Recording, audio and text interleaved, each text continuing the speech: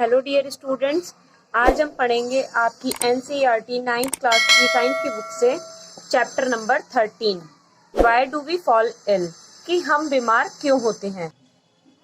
When we do this exercise, we realize that health and diseases in human communities are very complex issues with many interconnected causes. We also realize that the ideas of what health and disease mean are themselves very complicated. When we ask what causes diseases and how we prevent them, we have to begin by asking what these notions mean. We have seen that cells are the basic units of organism. Cells are made of a variety of chemical substances, proteins, carbohydrates, fats, or lipids, and so on. Cell is a dynamic place, something or the other is always happening inside them. Complex reactions and repair goes on inside cells. New cells are being made. In our organs or tissues, there are various specialized activities going on. The heart is beating, the lungs are breathing, the kidney is filtering urine, the brain is thinking. All these activities are interconnected. For example, if the kidneys are not filtering urine, poisonous substances will accumulate. Under such conditions, the brain will not be able to think properly. For all these interconnected activities, energy and raw material are needed. Food is a necessity for cell and tissue functions.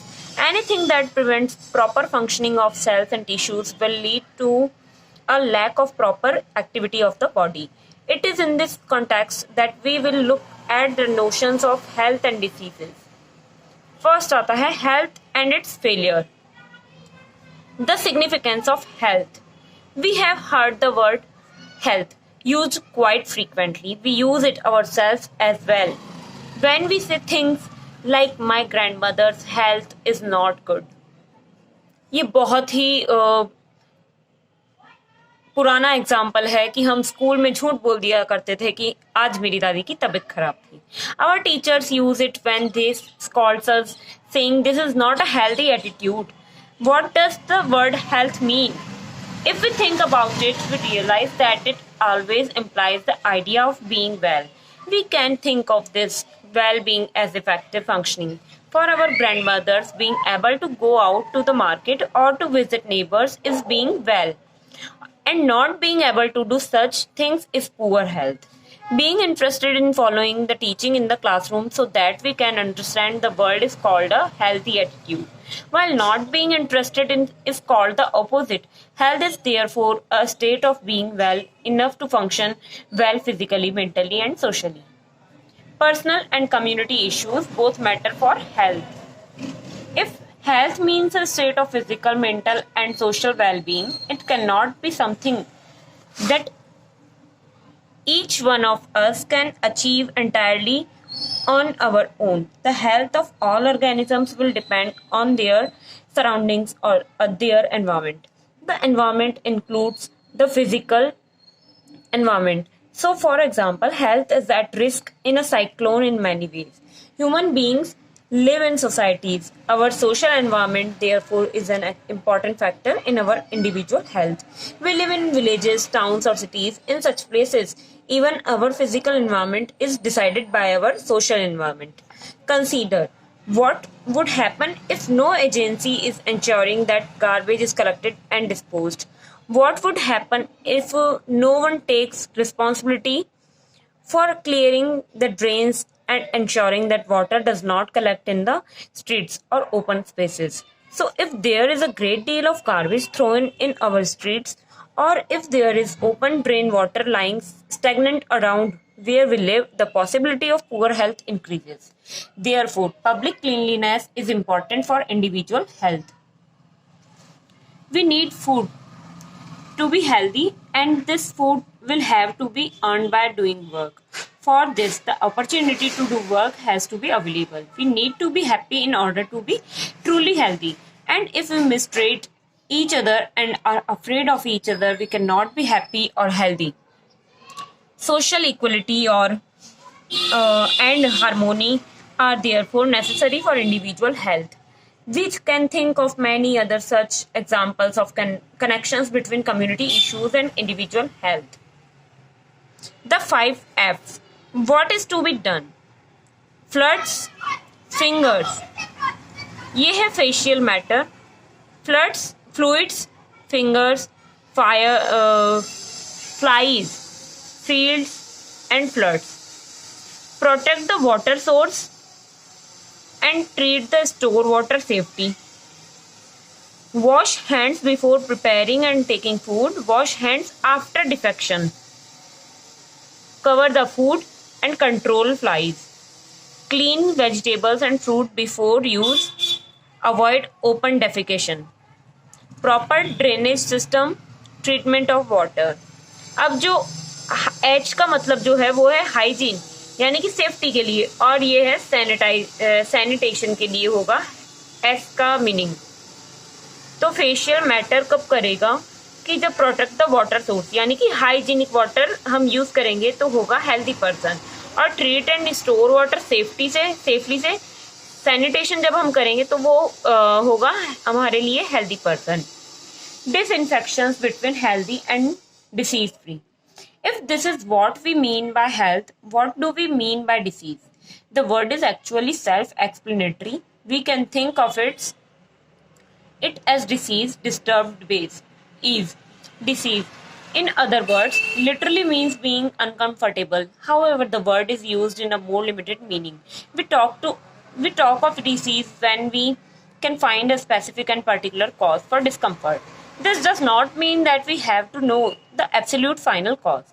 We can say that someone is suffering from diarrhea without knowing exactly what has caused the loose motions. We can now easily see that it is possible to be in poor health without actually suffering from a particular disease. Simply not being diseased is not the same as being healthy. Good health for a dancer may mean being able to stretch his body into difficult but graceful positions. On the other hand, good health for a musician may mean having enough breathing capacity in his/her lungs to control the notes from his/her flute. To have the opportunity to release the unique potential in all of us is also necessary for real health. So we can be in poor health without there being a simple cause in the form of an identifiable disease. This is the reason why when we think about health, we think about societies and communities. On the other hand, when we think about disease, we think about individual sufferers. Second number पर आता है disease and it's causes, कि क्या तो हमारे रोग होते हैं और होने के क्या कारण होते हैं. What does disease look like? Let us now think a little more about diseases. In the first place, how do we know that there is a disease? In other words, how do we know that there is something wrong with the body? There are many tissues in our body, as we have seen in chapter number 6. These tissues make up physiological system or organ systems that carry out body functions. Each of the organ systems has specific organs as its parts, and it has particular functions. So the digestive system has the stomach and intestines, and it helps to digest food taken in from outside the body. The musculoskeletal system, which is made up of bones and muscles, holds the body parts together and helps the body move. When there is a disease, either the functioning of one or more systems of the body will change for the worse. These changes will give rise to symptoms and signs of sign of diseases. Symptoms of diseases are the things we feel as being wrong. So we have a headache, we have cough, we have loose motions, we have a wound with pus. They are all symptoms. These indicate that there may be a disease, but they don't indicate what the disease is. For example, a headache may mean just examination, stress, or very rarely it may mean meningitis or any one of dozen different diseases. Signs of diseases are what physicians will look for on the basis of symptoms. Sign will give a little more definite indication of the presence of a particular disease. Physicians will also get laboratory tests done to pinpoint the disease further. Acute and chronic. The manifestations of disease will be different depending on a number of factors.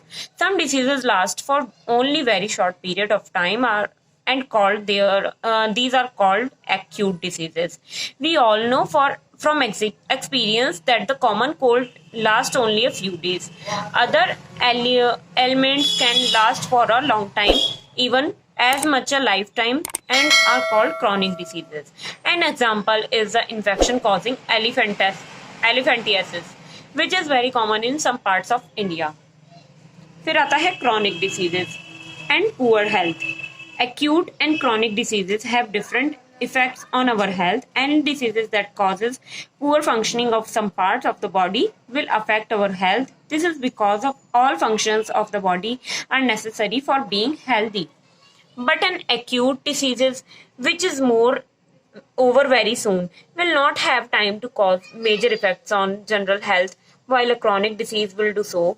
As an example, think about a cough and cold, which all of us have from time to time. Most of us get better and become well within a week or so, and there are no lasting effects on week or so, and there are no lasting effects on our health. But if we get infected with a chronic diseases such as tuberculosis, TB of the lungs, then being ill over the years does make us lose weight and feel tired all the time. We may not go to school for a few days if we have an acute disease, but a chronic disease will make it difficult for us to follow what is being taught in school and reduce our ability to learn. In other words, we are likely to have prolonged general poor health if we have a chronic disease. Chronic diseases, therefore, have very drastic long-term effects on people's health as compared to acute diseases. Causes of diseases. कि क्या कारण होते हैं एक रोग को होने में. What causes diseases? When we think about causes of diseases, we must remember that there are many levels of such causes. Let us look at an example. If there is a baby suffering from loose motions, we can say that the cause of the loose motion is probably an infection. But the next question is, where did the infection come from? कि ये infection जो है वो कहाँ से आया? Suppose we find that the infection came through unclean drinking water. But many babies must have had this unclean drinking water. So why is it that one baby developed loose motions when the other babies did not? One reason might be that this baby is not healthy. As a result, it might be more likely to have diseases when exposed to risk, whereas healthier babies would not. Why is the baby not healthy? कि वो baby जो है वो healthy क्यों नहीं है? Perhaps because it is not well nourished and does not get enough food. So lack of good nourishment becomes a second cause of the disease. Further, why is baby not well nourished? Perhaps because it is from a household which is poor. It is also possible that the baby has some genetic differences that makes it more likely to suffer from loose motions when exposed to a pathogen. Without the pathogen, the genetic difference or the poor nourishment alone would not lead to loose motions, but they do become contributory causes of the diseases. Why was there no clean drinking water for the baby? Perhaps because the public services are poor where the baby's family lives. So poverty or lack of public services becomes third cause of the baby's disease. It will now be obvious that all diseases will have immediate causes and contributory causes. Also, most diseases will have many causes rather than one single cause. अब आता है infectious and non-infectious causes. As we have seen, it is important to keep public health and community health factors in mind when we think about causes of diseases. We can take that approach a little further. It is useful to think of the immediate causes of diseases belonging to two distinct types. One group of causes is the infectious agents, mostly microbes or microorganisms diseases, where microbes are the immediate causes are called infectious diseases. This is because of microbes can spread in the community and the disease they cause will spread with them. On the other hand, there are also diseases that are not caused by infectious agents. Their causes vary, but they are not external causes like microbes that can spread in the community. Instead, these are mostly internal, non-infectious causes. For example, some cancers are caused by genetic abnormalities.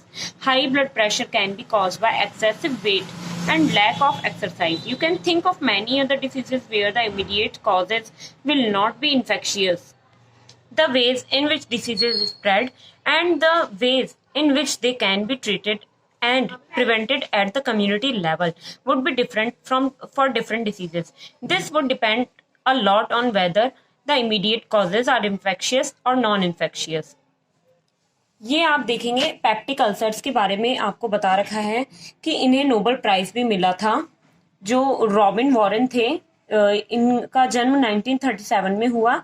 इन्होंने stomach के अंदर जो नीचे वाले part के अंदर बहुत सारे पेशेंट्स के अंदर जो स्मॉल कर्व बैक्टीरिया होते हैं वो ग्रो हो जाते हैं, तो वो उसका बैक्टीरिया का नाम था Helicobacter pylori.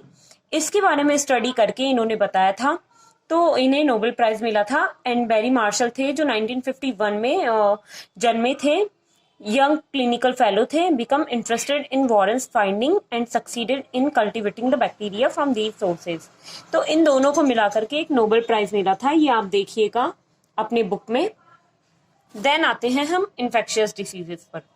Infectious agents, we have seen that the entire diversity seen in the living world can be classified into a few groups. This classification is based on common characteristics between different organisms. Organisms that can cause diseases are found in a wide range of such categories of classification. Some of them are viruses, some are bacteria, some are fungi, some are single-celled animals, single-celled animals, and protozoans. Some diseases are also caused by multicellular organisms, such as worms of different kinds. अब हम देखेंगे picture of SARS. ये जो SARS है यानी कि corona virus का जो बैक्टीरिया है या वायरस है, वायरस जो है उसकी स्ट्रक्चर कुछ इस तरीके की है। SARS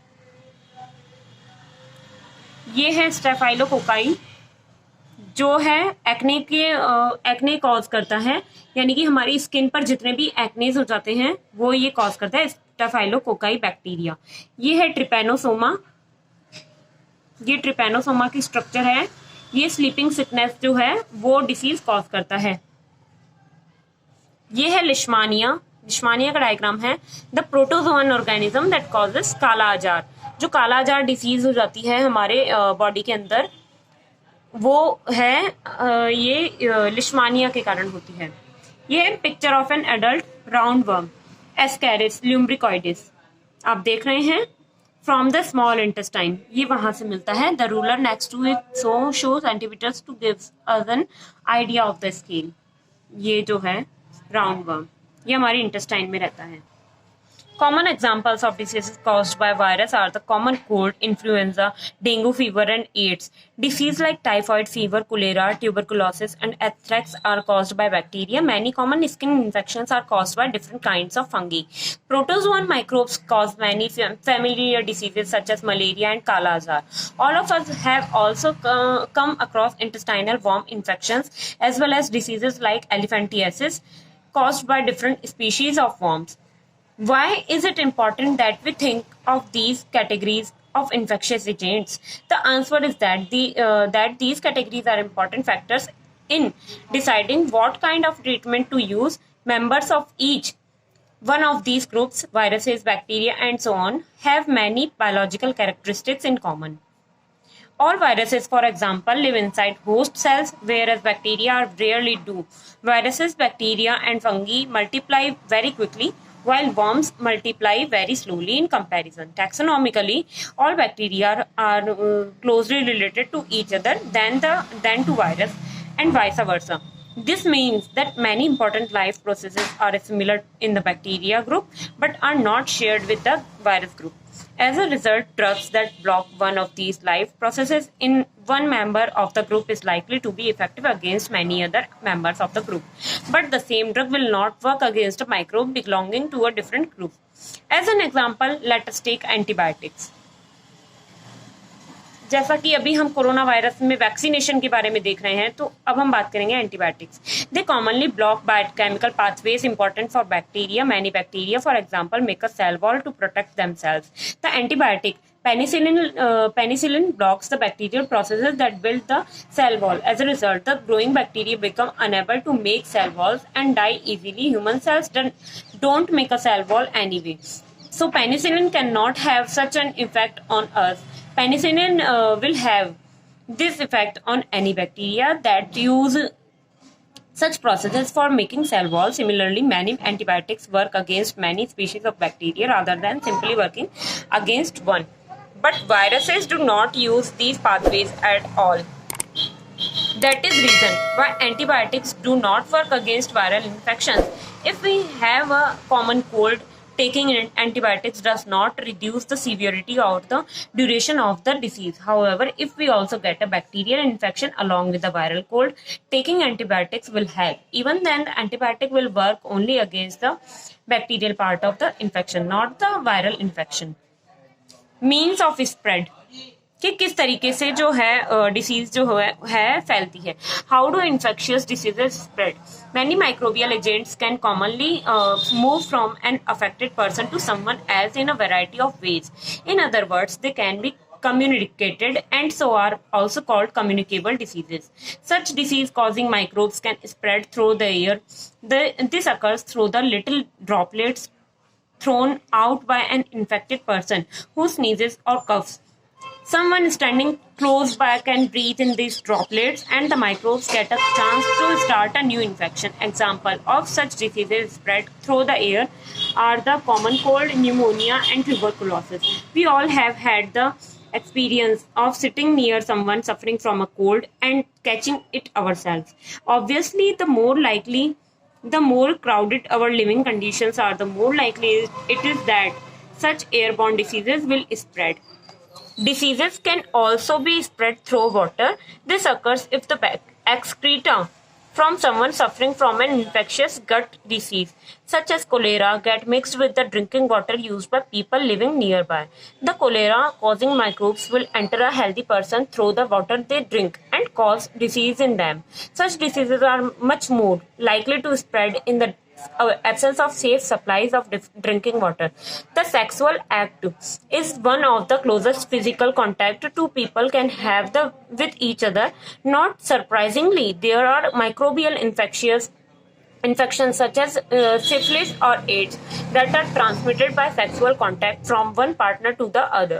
However, such sexually transmitted diseases are not spread by causal physical contact. Causal physical contacts include handshakes or hugs or sports like wrestling or by any of the other ways in which we touch each other socially over other than the sexual contact. The virus causing AIDS, HIV,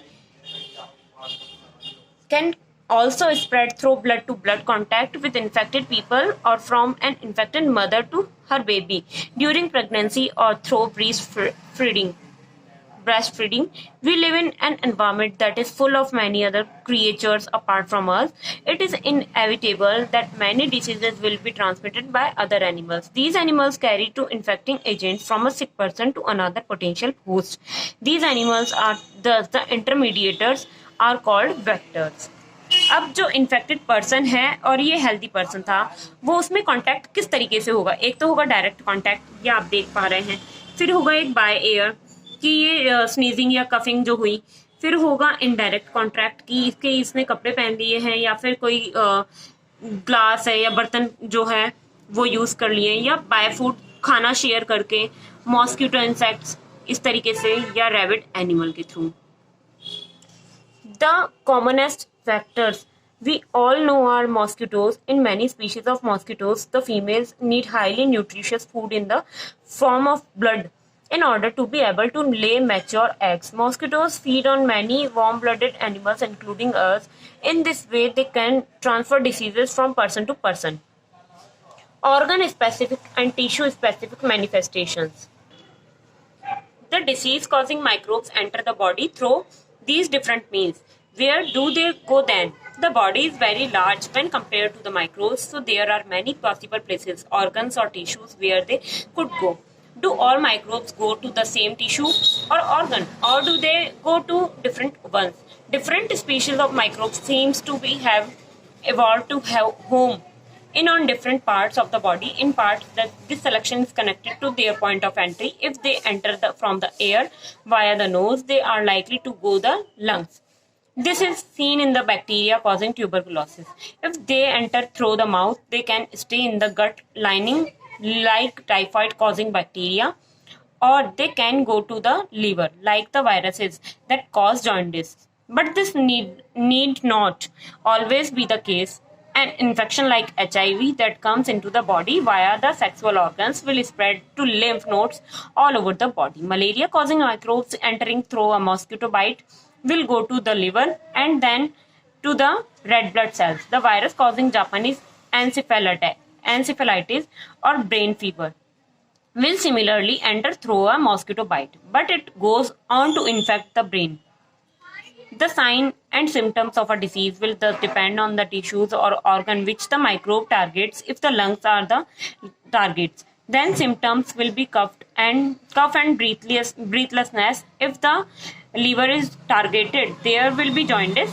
If the brain is the target, we will observe headaches, vomiting, fits, or unconsciousness. We can imagine that what the symptoms and sign of an infection will be if we know that what the target tissue or organ is and the functions that are carried out by this tissue or organ.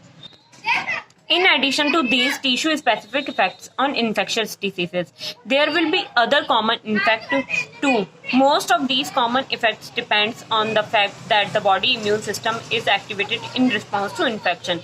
An active immune system recruits many cells to the affected tissues to kill off the disease-causing microbes. This recruitment process is called inflammation. As a part of this process, there are local effects such as swelling and pain, and general effects such as fever. Principle of treatment. What are the steps taken by your family when you fall sick? Have you ever thought why you sometimes feel better if you sleep for some time? Based on what we have learned so far, it would appear that there are two ways to treat an infectious disease. One would be to reduce the effect on the disease and the other to kill the cause of diseases. For the first, we can provide treatment that will reduce the symptoms. The symptoms are usually because of inflammation. For example, we can take medicines and that bring down fever, reduce pain or lose motions. We can take bed rest so that we can conserve our energy.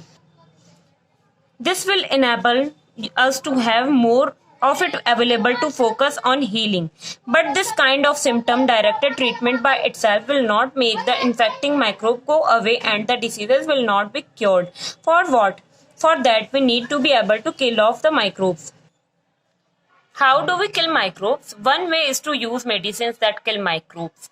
They are viruses, bacteria, fungi, or protozoa. Each of these groups of organisms will have some essential biochemical life processes which is peculiar to that group or not shared with the other groups. These processes may be pathways for the synthesis of new substances or respiration. These pathways will not be used by us either. For example, our cells may make new substances by a mechanism different from that used by bacteria. We have to find a drug that blocks the bacterial synthesis pathway without affecting our own. This is what is achieved by the antibiotics that we are all familiar with. Similarly, these are drugs that kill protozoa such as malarial parasite. Infection of prevention. All of what we have talked about so far deals with how to get rid of an infection in someone who has the disease. But there are three limitations of this approach to dealing with infectious diseases. The first is that once someone has a disease, their body functions are damaged and may never recover completely. The second is that treatment will take time, which means that someone suffering from a disease is likely to be bedridden for some time, even if we can give proper treatment. The third is that the person suffering from an infectious disease can serve as the source from where the infection may spread to other people. This leads to the multiplication of the above difficulties. It is because of such reasons that prevention of diseases is better than their cure. If we look at the means of their spreading, we can get some easy answers. For airborne microbes, we can prevent exposure by providing living conditions that are not overcrowded. For waterborne microbes, we can prevent exposure by providing safe drinking water. This can be done by treating the water to kill any microbial combination. For vector-borne infections, we can provide clean environments. This would not, for example, allow mosquito breeding. In other words, public hygiene is one basic key to the prevention of infectious diseases. So one way of looking at severe infections diseases is that it represents a lack of success of the immune system. The functioning of the immune system, like any other system in our body, will not be good if proper and sufficient nourishment and food is not available. Therefore, the second basic principle of prevention of infectious diseases is the availability of proper and sufficient food for everyone. These are the general ways of preventing infectious. What are the specifically ways? They relate to a peculiar property of the immune system that usually fights off microbial infections. Let us cite an example to try and understand this property. These days, there is no smallpox anywhere in the world. But as recently as 100 years ago, smallpox epidemics were not at all uncommon. In such an epidemic, people used to be very afraid of coming near someone suffering from the disease, since they were afraid of catching the diseases.